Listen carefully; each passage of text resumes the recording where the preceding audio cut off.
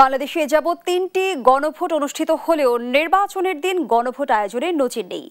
আগামী ত্রয়োদশ জাতীয় সংসদ নির্বাচনের দিন গণভোট আয়োজনে গণভোট অধ্যাদেশ ২০২৫-এর খসড়ায় নীতিগত অনুমোদন দিয়েছে অন্তর্বর্তী সরকার।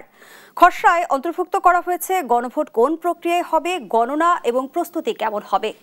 এদিকে নির্বাচন যত ঘনিয়ে আসছে, রাজনৈতিক অঙ্গন ততই সরগরম হয়ে উঠেছে। রাজনৈতিক দলগুলো এখন পুরোপুরি নির্বাচনমুখী, সে সঙ্গে জনগণও অধীর আগ্রহে অপেক্ষা করছে ১৬ বছর পর স্বাধীনভাবে ভোটাধিকার প্রয়োগের ক্ষেত্রে। নির্বাচন কমিশনের সার্বিক প্রস্তুতি এগিয়ে নিচ্ছে। তারপরও রাজনৈতিক বিশ্লেষকরা বলছেন, গণভোট এবং আগামী ত্রয়োদশ নির্বাচন সামনে রেখে বেশ কিছু চ্যালেঞ্জ রয়েছে রাজনীতিতে। গণভোট ও রাজনীতি এই শিরোনামে আজ আমরা আলোচনা করতে চাই। দর্শক, আমি ফারনাজ জুই সবাইকে আমন্ত্রণ জানিয়ে শুরু করছি দেশ টেলিভিশনের নিয়মিত আয়োজন দেশ সাম্প্রতিক। নিবেদন করছে Arail angle channel and square বার। আজকের আলোচনায় স্টুডিওতে আছেন দুজন সম্মানিত অতিথি। চলুন একে একে পরিচিত হই। আছেন গোলাম মাওলা রনি, সাবেক সংসদ সদস্য ও রাজনীতি বিশ্লেষক। সে সঙ্গে আরও আছেন এম এ আজিজ, সিনিয়র সাংবাদিক ও কলামিস্ট। দুজনকে আমন্ত্রণ জানাচ্ছি আজকের আলোচনায়। জনাব গোলাম মাওলা রনি, রাজনৈতিক বিশ্লেষকরা যেমনটি বলছেন, একই দিনে গণভোট এবং নির্বাচন আয়োজনে বেশ কিছু চ্যালেঞ্জ দেখছেন তারা। আমি যদি একটি বিষয় আপনার সামনে তুলে ধরি, ত্রয়োদশ নির্বাচনে ভোট গ্রহণ শুরু হবে আমরা জানি সকাল ৮টায় এবং শেষ হবে বিকেল ৪টায়। ৮ ঘন্টার হিসেবটা যদি আমরা মিনিটে করি, দেখা যাচ্ছে ৪৮০ মিনিটে একটি নারী বুথে ৫০০ জন এবং পুরুষ বুথে ৬০০ জনকে ভোট দিতে হবে এবং সেক্ষেত্রে ব্যালট থাকবে দুটি। কতটা চ্যালেঞ্জিং? অনেক চ্যালেঞ্জিং। এখানে তো কোন এক রাজনৈতিক নেতা, জামাতের বোধহয় কেউ একটা বলছে যে ওই দিন যদি গণভোট না হয় বা গণভোট ওই দিন হয় একই দিনে, তাহলে জেনোসাইড হয়ে যেতে পারে, এরকম একটা কথা জামাতের আমির এমনটি বলেছেন। হ্যাঁ, জেনোসাইড হতে পারে। এখন জেনোসাইড তো আমাদের ১৯৭১ সনে জেনোসাইড হয়েছিল, আর এখন পর্যন্ত হয়নি। তো সেক্ষেত্রে ফেব্রুয়ারি মাসে আর একটা জেনোসাইড, তাও আবার জামাতের মুখ থেকে আসা, এটা কিন্তু একটা ভেরি অ্যালার্মিং, সবার জন্য অশনির সংকেত। আমার কাছে মনে হয় কি জুই, যে ডক্টর মোহাম্মদ ইউনূসের উপরে বোধহয় কালো জাদুর ছাপ পড়েছে। কেউ হয়তো তাকে বান বা জাদু টোনা করছে আর কি। এই ভদ্রলোক যা কিছু করে সবই এলোমেলো হয়ে যায়, উল্টো হয়ে যায়। তাদের চেহারাও নষ্ট হয়ে গেছে। আপনি দেখেন কত আদর করে তিনি আবার এই আলী রিয়াজ সাহেবকে বাংলাদেশে মন্ত্রী পদমর্যাদায় আবার নিয়োগ দিলেন। ও মা গড, নিয়োগ দিলেন, বাংলাদেশে এসে তিনি তার পলিটিক্যাল বিষয়াদি দেখবে। এখন আলী রিয়াজ সাহেবকে নিয়ে এত সব দুর্নাম, এত সব বদনাম সারা বাংলাদেশে হয়ে গেছে। ডক্টর মোহাম্মদ ইউনূসের আপনি দেখেন বেচারা খুব কষ্ট হচ্ছে না? তো এরকম আসলে প্রতিদিনই একটা না একটা গজব, মনে হয় কেউ তাবিজ করছে, মনে হয় কামরূপ কামাখ্যা থেকে কেউ জাদু করেছে, বান মেরেছে, অথবা কালো জাদু করেছে। নচেত আমাদের এই সমাজে প্রতিদিন একটা করে প্রাকৃতিক দুর্যোগ, একটা করে রাজনৈতিক দুর্যোগ, সামাজিক দুর্যোগ, অর্থনৈতিক দুর্যোগ মানে তছনছ করে দিচ্ছে। এই সময়টাতে খুব বেশি মানুষের হয় কি, মানুষের যখন খুব অ্যালার্জি হয়, চুলকায়, তখন দেখবেন যে একজন স্বাভাবিক মানুষ, ভদ্রলোক মানুষ, তার খুব চুলকাচ্ছে। সে এলোমেলো করে একবার ডানে যাবে, একবার বামে যাবে, একবার কাত হবে, এখানে চুলকাবে, ওখানে চুলকাবে, কথাবার্তা একটা এলোমেলো ভাব থাকবে, চারিদিকে যাবে, খাম করবে, এরকম একটা ভাবসাব। সরকারের অবস্থা হয় কি, এই সময় ইলেকশন করবে, ইলেকশন না করে তাদের নানা রকম চুলকানি দেখা দিয়েছে। এখন এই অন্তর্বর্তীকালীন সরকার তাদেরকে বন্দর লিজ দিতে হবে, তাদেরকে এই সময়টাতে নতুন আরেকটা বন্দর তৈরি করতে হবে, তাদেরকে এই আইসিটি পার্ক করতে হবে, তাও আবার কড়াইল বস্তিতে না কোথায়তে। এই সমস্ত বিষয় নিয়ে যে তর্ক বিতর্ক হচ্ছে, প্রায় প্রতিটি জিনিসই আমাদের নির্বাচনের যে সম্ভাবনা, সেই সম্ভাবনাকে শত যোজন দূরে নিয়ে যাচ্ছে। ফলে সরকার আয়োজন করছে, একটা দেখলাম যে হাস্যকর, কি একটা বিজিবি বা একটা আইন শৃঙ্খলা রক্ষাকারী বাহিনী, তারা নির্বাচনের দিন সেই ক্রিমিনাল ধরবে যারা ভোট ব্যালট ছিনতাই করেছে। তো সেটা ধরার জন্য একটা মহড়া হচ্ছে। সেই মহড়াতে এরকম দৃশ্য আমি আমার জীবনে কখনো দেখিনি। ভোট কেন্দ্রে ব্যালট বাক্স ছিনতাই হচ্ছে, বা জাল ভোট দেওয়া হচ্ছে, বা অন্য কোনো বিশৃঙ্খল পরিবেশ তৈরি হচ্ছে। এটা ধরার জন্য অগ্নি নির্বাপনের জন্য যেভাবে মহড়া দেওয়া হয়, সেনাবাহিনী যেভাবে যুদ্ধের মহড়া দেয়, ঠিক এইভাবে সেই ভোটকে কেন্দ্র করে মহড়া দিচ্ছে। এবং সেটা দেখে আমার এত সুন্দর, আমার মনটা ভালো হয়ে গেছে। আমি অনেক দিন যাবৎ হাসি না, কিন্তু ওদের এই দৃশ্য দেখে আমার ভীষণ রকম হাসি পেয়েছে। এর কারণটা হলো, আমাদের এই সমাজে দেখবেন যে যারা খুব ওভার অ্যাক্টিং করে, যে কোনো সময়টাতে ওভার অ্যাক্টিং করে, সেই ওভার অ্যাক্টিং করতে গেলেই তারাই ধরা খায়। ধরেন আপনি নাচতে জানেন না, আপনার খুব বাদ্য শুনে মানে একেবারে নাচুনি বুড়ির মতো মনে হলো আমি আজকে নাচবই, একেবারে নাচতে গিয়ে দেখুন হঠাৎ করে পাটা ভেঙে গেছে। আপনি কোনোদিন গাইতে জানেন না, হঠাৎ করে দেখলেন যে সারে গামা বলতেন, এক গাদা কপ মুখের ভিতরে এসে একেবারে সামনে আপনার টেবিলের উপর পড়ে গেল। আপনি বুঝতে পারেন ও ওভার অ্যাক্টিং। আপনি যেটা পারেন না সেই জিনিসগুলো আসলে আপনাদের আসলে করা উচিত না। তো এই সরকার গত 14 মাসে কি পারেন এটা আমরা না বুঝলেও গত 14 মাসে আমরা বুঝে গেছি কি কি তারা পারেন না, এটা বুঝে গেছি। তারা আইন শৃঙ্খলা রক্ষা করতে পারেন না, তারা মব বন্ধ করতে পারেন না, তারা মানুষের বিশ্বাস, আস্থা, ভালোবাসা অর্জন করতে পারেন না, তারপর তারা সোজা পথে চলতে পারেন না, তারা যে কোনো শব্দ উচ্চারণ করলে যদি, কিন্তু, তবে, বটে, দাড়ি, কমা, সেমিকোলন, ড্যাশ ইত্যাদি ছাড়া কখনো কোনো বাক্য রচনা করতে পারেন না। তারা আই কন্ট্যাক্ট করতে পারেন না, আপনি যখন তাদের সাথে কথা বলবেন তারা ডান দিকে কথা বলে বাম দিকে তাকিয়ে থাকবে, যেখানে হাসার দরকার নেই তারা সেখানে হাসবে, যেখানে মুখ কালো করার দরকার নেই সেখানে তারা মুখ কালো করে থাকবে, আই কন্ট্যাক্ট করতে পারে না। তাদের যে বডি ল্যাঙ্গুয়েজ, ড্রেস কোড, এটা মানে মেহমানদের সঙ্গে মানে না, তারা যাকে দাওয়াত করছে মানে তাদের সঙ্গে তাদের মিলে না। তাহলে এই গত 14 মাসে তারা টু দি পয়েন্টে বুঝিয়ে দিয়েছে যে তারা এই জিনিসগুলো আসলে পারেন না। আপনি বলছেন সরকার অনেক কিছুই করতে পারছে না, আর সেক্ষেত্রে সরকার আবার দীর্ঘমেয়াদী সিদ্ধান্ত নিচ্ছে এবং রাজনৈতিক দলগুলোর সাথে কোনো আলোচনা না করে। ইতিমধ্যে কিন্তু রাজনৈতিক দলগুলোর তরফ থেকে নানা সময় আমরা আপত্তি তুলতে দেখেছি এবং সাম্প্রতিক সময়ে বিএনপির ভারপ্রাপ্ত চেয়ারম্যান তারেক রহমান যেমনটি বললেন, একটি দেশ যে সরকারকে নির্বাচিত করেনি সেই সরকার দেশের দীর্ঘমেয়াদী ভবিষ্যৎ নির্ধারণ করে দিতে পারে না। সরকারের সাথে রাজনৈতিক দলগুলোর তিক্ততা সামনের দিন আরো বাড়বে কি? তিক্ততা তো প্রথম দিকেই ছিল, উভয় পক্ষের তিক্ততা ছিল। এই কারণে যারা এখানে এসেছেন তারা অনেক কিছু পছন্দ করেন, টাকা পয়সা, বাড়ি গাড়ি, সোনা দানা সব কিছু তারা পছন্দ করেন, কিন্তু রাজনীতিবিদদেরকে তারা পছন্দ কখনো করেননি। এটা প্রমাণিত সরকারে যারা আছেন তারা অনেক কিছু পছন্দ করেন কিন্তু রাজনীতিবিদদের তারা পছন্দ করেন না। এখন সেই রাজনীতিবিদদের সাথীদেরকে প্রতিনিয়ত বসতে হচ্ছে। এরপরে হলো তারা সুন্দরভাবে হিসাব করতে পারেন, প্রত্যেকটা লোক তাদের ব্যক্তিগত জীবনে ফাইন্যান্সিয়াল যে আপনি অ্যাকাউন্টিং দেখেন অত্যন্ত সফল, কিন্তু সেখান থেকে টাকা বের করে কোনো গরিব মানুষের জন্য কেউ 100 টাকা মুড়ি দিয়েছে, 200 টাকা বাদাম দিয়েছে, চানাচুর দিয়েছে, আমি অন্ততপক্ষে এরকম কোনো ঘটনা দেখিনি। একটা নান অফ দ্য বডি এই সরকারের সাথে যারা জড়িত তাদের দান খয়রাত মানুষের জন্য যে উপকার, চ্যারিটেবল যে ওয়ার্কস, সেই ওয়ার্কস তারা জানে না। বরং গরিব মানুষের টাকার কথা বলে আমেরিকা থেকে হয়তো $100 কোনো টাকা আনলো, ইউএসএডের কোনো টাকা আনলো, যেখানে খরচ করার কথা $1000, সেখানে দেখা গেল যে তারা খরচ করলো $100 আর বাকি টাকা ফিসিবিল্লা তারা কি করলো জানি না। এবং এইগুলো করেই মোটামুটি তারা ভীষণ রকম সফল। তো ফলে কি হচ্ছে, তাদের কর্মকাণ্ড, তাদের চিন্তা চেতনার সঙ্গে সবসময় রাজনীতির একটা কন্ট্রাডিকশন ছিল একেবারে জন্ম থেকেই।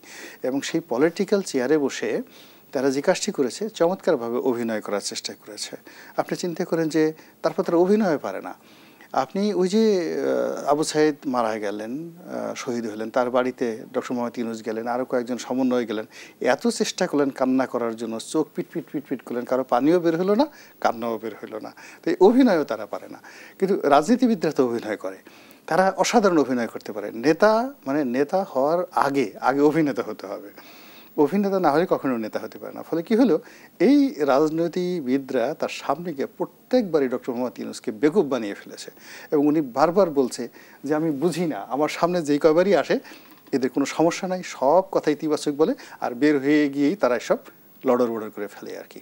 তো এই যে রাজনীতিবিদদের সঙ্গে তার যে দ্বন্দ্ব এবং সংঘাত, এটা প্রথম থেকেই ছিল, কিন্তু উভয় পক্ষ অভিনয় করেছে।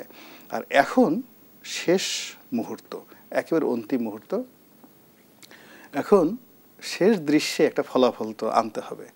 আইদার নায়ক নায়িকার সঙ্গে একটা ভালো মিলন হবে, নায়ক মারা যাবে নায়িকা কাঁদবে, বা নায়িকা মারা যাবে নায়ক কাঁদবে, এটা কিছু হবে।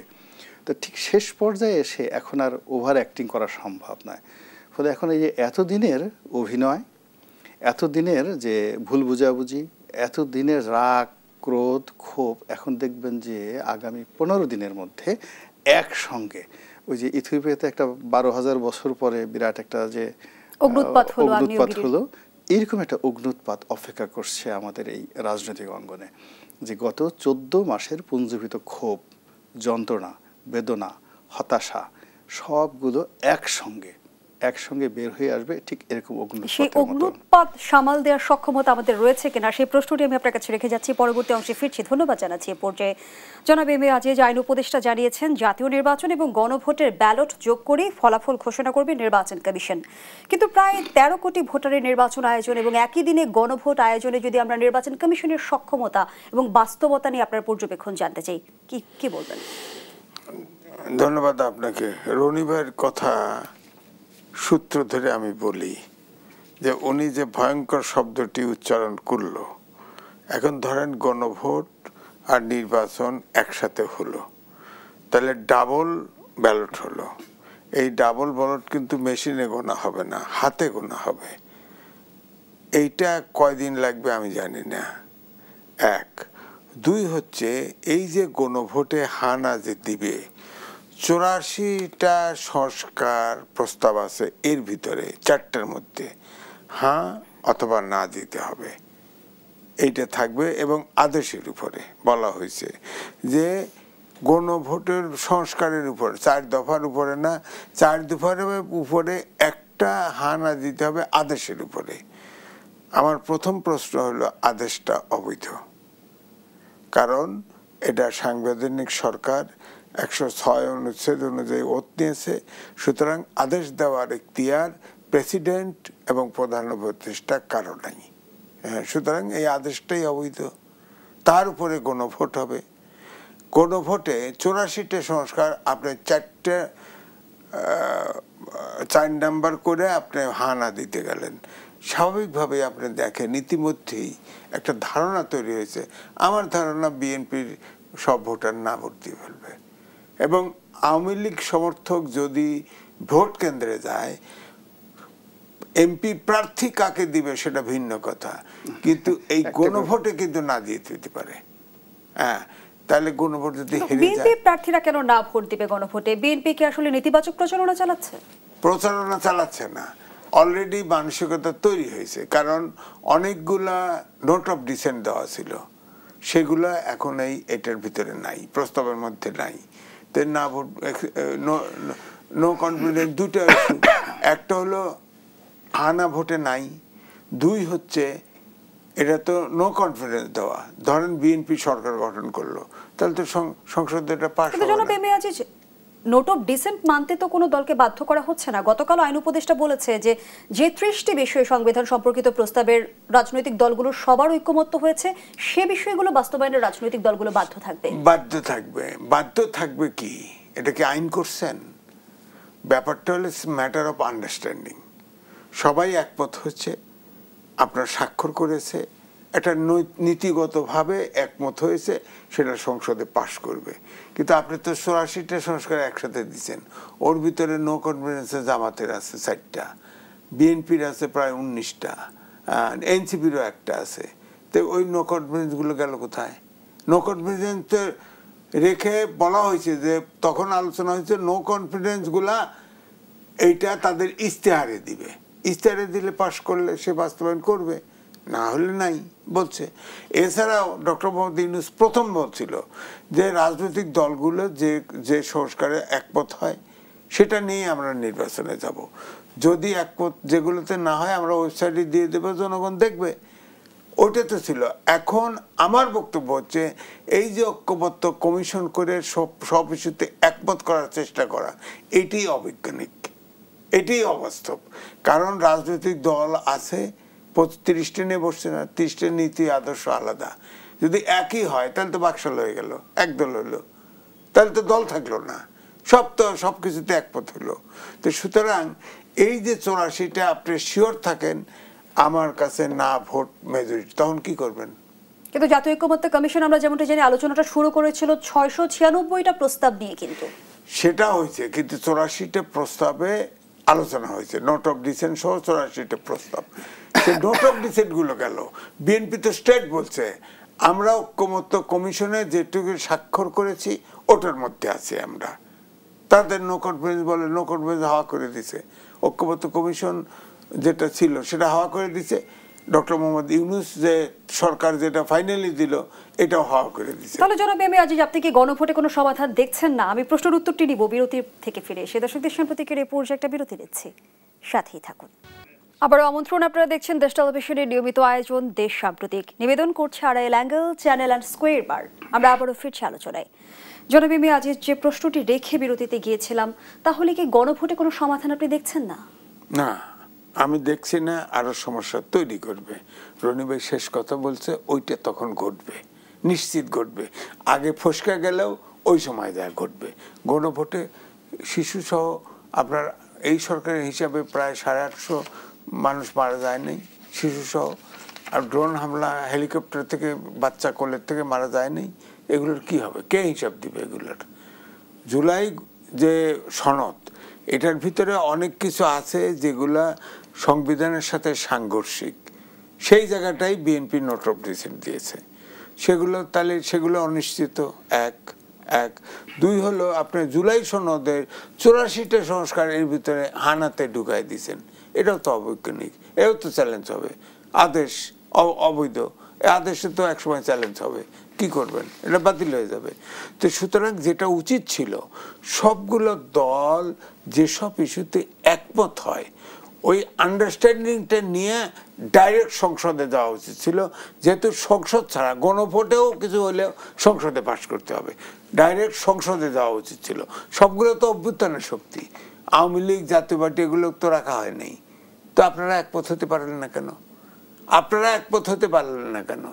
আবার ইউনূস সরকারও ঠিকই প্যাচ দিয়ে রাখে, সেও কিন্তু এটা ঝামেলা তৈরি করে রাখছে। এটা একমত হতে দেয় নাই। প্রথম থেকে আপনি খেয়াল করে দেখেন, বিএনপির টার্গেট হচ্ছে খালি ইলেকশনে যাব, সরকার গঠন করব। কিন্তু রাজনৈতিক দলগুলোর অনৈক্যের দায়ভার কি সরকারের উপর কোনোভাবে বর্তায়? অনৈক্য তৈরি করার ইস্যু তৈরি করেছে ডক্টর মোহাম্মদ ইউনূস নিজে। সেটা কিভাবে? কিভাবে?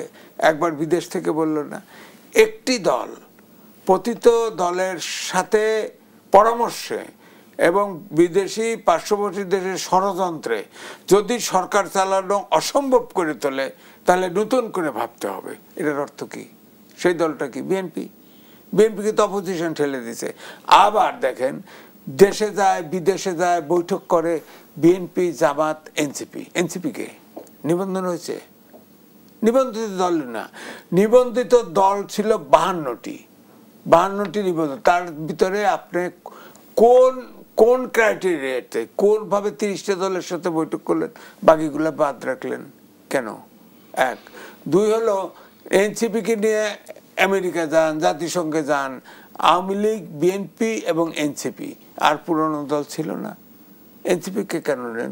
কারণ তার নিজের দল, তারা তাকে নিয়োগ দিছে। হ্যাঁ, গডফাদার, মাস্টার মাইন্ড, এইসব কয়ে। আর এনসিপি যত দাবি করে, জামাত যত একসাথে দাবি করে, সবগুলি পূরণ হয়। আর বিএনপি দাবি করলে স্লিপ করে, আর বিএনপি সব ছাড় দেয়। ছাড় দিতে কারণ তাদের দরকার কোনো মতে তো হাতে পায়ে ধরে ইউনূসকে দিয়ে একটা নির্বাচন নেওয়া যায় কিনা। এইটা শেষ পর্যন্ত একটা ডেট নিছে, কিন্তু এটা তো শঙ্কা ইউনূসের যোগ্যতার কি কারণে শঙ্কা দেখছেন, সেই প্রশ্নটি রাখছি আপনার কাছে। পরবর্তী অংশে ফিরছি, আবারও ধন্যবাদ জানাচ্ছি জনাব এম এ আজিজ। গোলাম মাওলার অনেকটা ভিন্ন বিষয়ে আপনার কাছে প্রশ্ন রাখতে চাই। তৌহিদি জনতা আসলে কারা? কখনো আমরা দেখছি বাউলদের উপর তারা আক্রমণ করছে, কখনো আমরা দেখছি কবর থেকে লাশ তুলে পুড়িয়ে দিচ্ছে, কখনো মাঝারে হামলা করছে। কোন ক্ষমতা বলে তাদের দৌরাত্ম্য সীমা ছাড়িয়ে যাচ্ছে? আসলে এই গত 14 মাসে বাংলাদেশে কতগুলো নতুন শব্দ আসছে, যেমন ইনকিলাব জিন্দাবাদ, তারপরে এরকম তৌহিদি জনতা। তো এই জিনিসগুলো বাংলাদেশে ছিল না। এখন মূল ব্যাপার হলো যে প্রত্যেকটা ধর্মেরই কতগুলো মৌলিক শব্দ রয়েছে। ইসলাম ধর্ম বলেন, হিন্দু, বৌদ্ধ, খ্রিস্টান, প্রত্যেকটি ধর্মেরই কত মৌলিক শব্দ রয়েছে। তো যারা এই সকল শব্দগুলো ধারণ করে নিজেদেরকে অতিমানব, মহামানব, বিশেষ মানব বানানোর চেষ্টা করে, সেখানে ফলাফল ভালো আসে না। প্রত্যেকটা ধর্মেই যারা প্র্যাকটিসিং, মানে যারা অনুসরণ করে, তারা কখনো সেটা প্রদর্শন করে না। আমাদের এই বাংলাদেশে যে প্রচলিত ধর্মগুলো রয়েছে, প্রায় সব ধর্মের বয়সই 1000 বছরের অধিক। হিন্দু ধর্মের বয়স 5000 বছর, বৌদ্ধ ধর্মের বয়স 2000 বছরের বেশি, ইসলাম ধর্মের বয়স আপনার 1400 বছর। খ্রিস্টান ধর্মের বয়স 2000 বছরের বেশি। তো এই ধর্মগুলো কিন্তু পাশাপাশি বসবাস করে আসছে সারা দুনিয়াতেই, আমাদের বাংলাদেশেও। কখনো খ্রিস্টানরা, যেমন ইংরেজ জমানাতে খ্রিস্টানরা রাষ্ট্র চালিয়েছে, কখনো হিন্দুরা শত শত বছর ধরে রাষ্ট্র চালিয়েছে, মুসলমানরা শত শত বছর ধরে রাষ্ট্র চালিয়েছে। তো সেক্ষেত্রে এই বাংলার যে প্রকৃতি এবং পরিবেশ, সেই পরিবেশের মধ্যে বিভিন্ন ধর্মমতের যারা লোকজন এরা ঝগড়াঝাটি করেছে, মারামারি করেছে, আমরা এটা কখনো দেখিও নাই, শুনিও নাই। বরং এইখানে এতটা ঐক্য, সাম্প্রদায়িক দাঙ্গাটা অনেক দেশে হয়েছে। এমনকি মধ্যপ্রাচ্যে আপনি চিন্তা করেন প্রায় ক্রুসেডের নামে কয়েকশো বছর ধরে তারা যুদ্ধ করেছে, তারপরে অন্যান্য দেশে যুদ্ধ করেছে, কিন্তু আমাদের দেশে এই ধরনের কোনো যুদ্ধ হয়নি। আমাদের বাঙালি সংস্কৃতিটা হলো মিলেমিশে থাকা গ্রাম বাংলায়।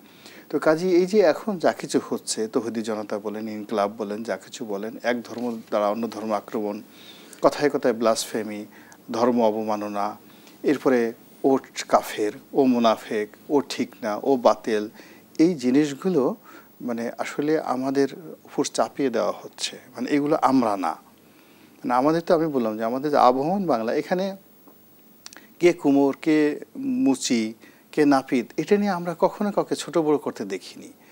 একেবারে গ্রামের সৈয়দ সাহেব তিনি যেভাবে একটা নাপিতকে দাদা বলে ডাকেন, আবার দেখা গেল যে কুলীন ব্রাহ্মণ, সে মুসলমানদের মধ্যে যে সবচেয়ে নিচু বর্ণের মানুষ, তাকেও ভাই বলে সম্বোধন করছেন।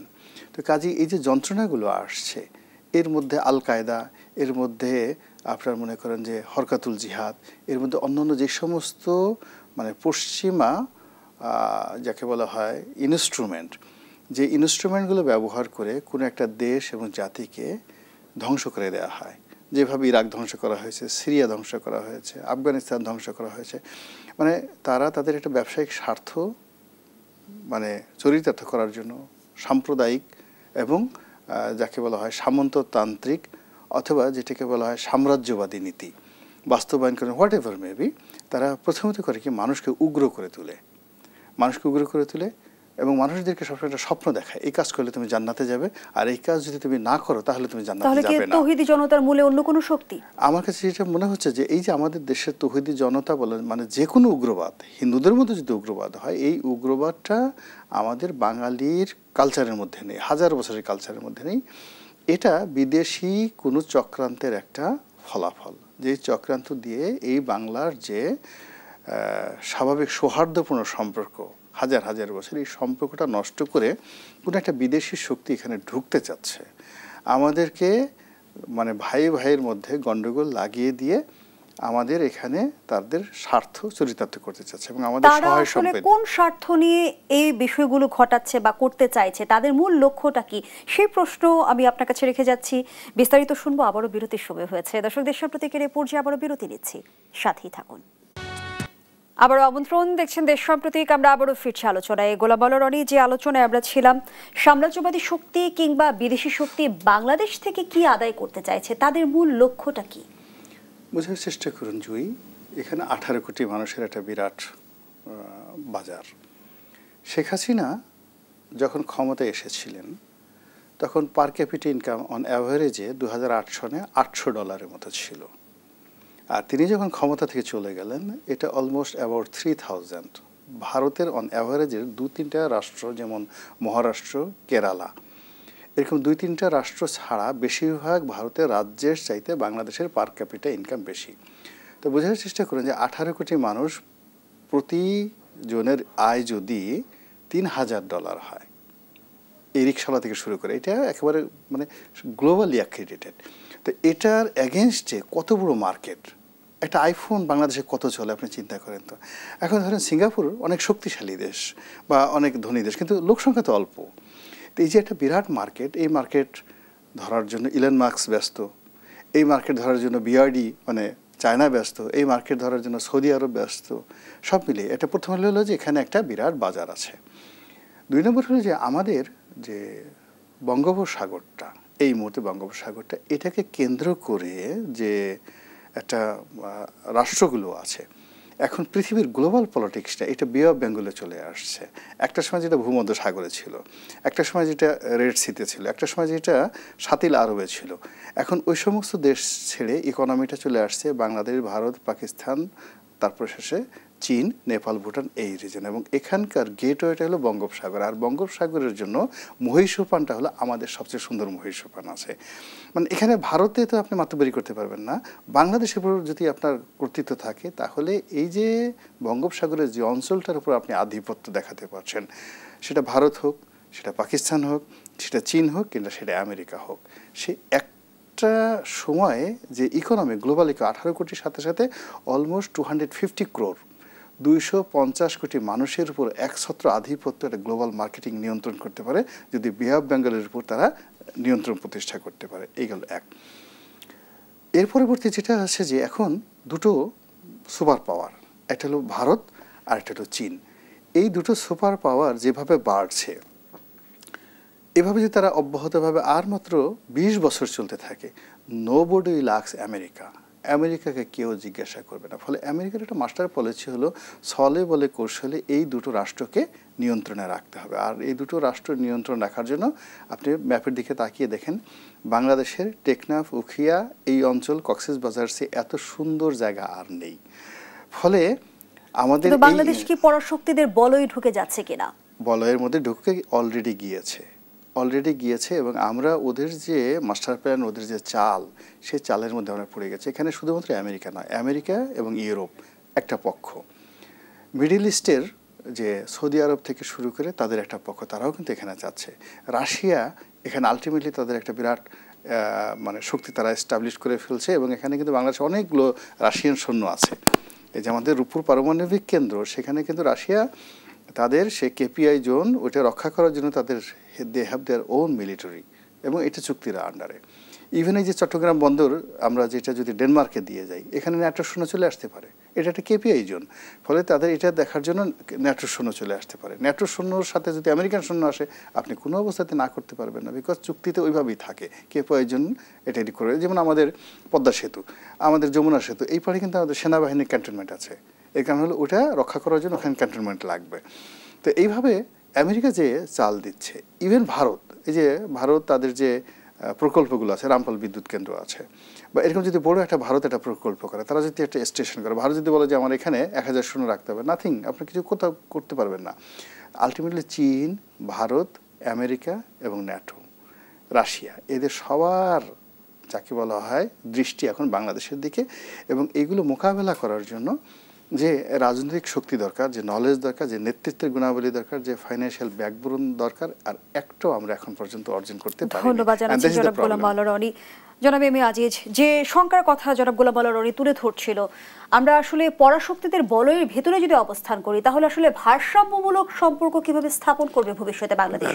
দেখেন, আমি 2023 সালে লিখছিলাম যুগান্তরে যে ভূ রাজনীতির ফাঁদে বাংলাদেশ এখন প্রকৃতপক্ষে পড়ে গেছে একদম।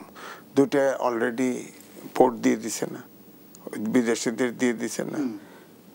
বলেন অন্তর্বর্তীকালীন সরকার 22 বছর মেয়াদি দিছে, এটা কি উচিত হয়েছে? 30 বছর, এটা কি উচিত হয়েছে? আপনার বলেন। আপনার গার্মেন্টস আমাদের এক্সপোর্টের উপর ট্যাক্স বসাইছিল আমেরিকা, সেখানে গোপন চুক্তি করছে না? জানি আমরা কি চুক্তি করছে। এখন রনি ভাই যেটা বললো যে 80টা দেশে আমেরিকার ঘাঁটি আছে, মিলিটারি ঘাঁটি আছে, বাংলাদেশে যে ঘাঁটি বসবে না এটা নিশ্চয়তা কি? কারণ ইতিমধ্যে পোর্ট টোট কেপিআই কয়েকটা ছেড়ে দিচ্ছেন না, সেটার কারণে তো আর্মি আসে ঢুকে পড়তে পারে। তারপরে দ্বীপ চায়, বলছিল না শেখ হাসিনা, বলছিল না যে দ্বীপ দিলেই আমি সরকারে থাকতে পারতাম। এখন তো দ্বীপ যাবে না, গোপন চুক্তিতে নাই, এটা কি করে জানি? আপনি বলেন। আমাদের যে চিটাগাংয়ে পোর্ট যেটা দিছে, সবচাইতে যেটা ভাইব্রেন্ট ছিল, সবচেয়ে যেটাতে লস হতো না, সেটা আগে দিছে। বলেন অন্যটা দেন, সবচেয়ে ভাইব্রেন্টটা দিয়ে দিছে। এখন এই যে বিদেশিদের দিলেন, বাংলাদেশের ইজারা দিয়ে দিলেন, চুক্তি করলেন 25-30 বছর করে, এটা কি আপনার ম্যান্ডেট ছিল? বলেন, এটা কি যৌক্তিক কারণেও তো দিতে পারে না, কারণ বিবেচনা প্রসূত যে সরকার নির্বাচন দিয়ে ফেলছে। নির্বাচন দেওয়ার অর্থ হলো সরকারকে ধরে নিতে হবে, নির্বাচনের পরে তারা নাই, তো তাহলে কেন আপনি চুক্তিটা করলেন, বিদেশিদের পোর্ট দিলেন? এখন ওই যে গোপন চুক্তি, মিলিটারি ঘাঁটি নাই, এটা নিশ্চয়তা কি? ওর ভিতরে এই যে মানবিক করিডোর নাই, এটার নিশ্চয়তা এই মুহূর্তে বাংলাদেশের কি করণীয়?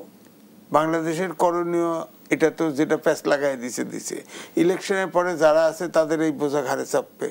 এবং আমরা যতই বলি জনসংখ্যা যাই হোক না কেন, বিশ্বে এখন গ্লোবালাইজেশনের যুগে কোনো দেশ কিন্তু এতিম না, কোনো দেশ একা না। নাইলে ভারত কিন্তু মালদ্বীপকে ঠিকই নিত, মালদ্বীপ থেকে গোটা আইছে না। বাংলাদেশে 18 কোটি লোক যুদ্ধ করে দেশ স্বাধীন করেছে, মুক্তিযুদ্ধ করে দেশ স্বাধীন করছে। এটা তো কেউ গিলে খাইতে পারবে না। আমাদের দেশে অশান্তি তৈরি করতে পারবে, এটা ঠিক। কিন্তু বন্ধু আপনি পাবেন, ভারত আসলে চীন পাবেন, চীন পাইলে আসলে ধন্যবাদ জানাচ্ছি জনাব গোলাম আলা রনি। আমরা আমাদের আয়োজনের একেবারেই শেষ পর্যায়ে, দর্শক এখানেই শেষ করছি দেশ সাম্প্রতিকের আজকের আয়োজন। ধন্যবাদ এতক্ষণ আমাদের সাথে থাকার জন্য।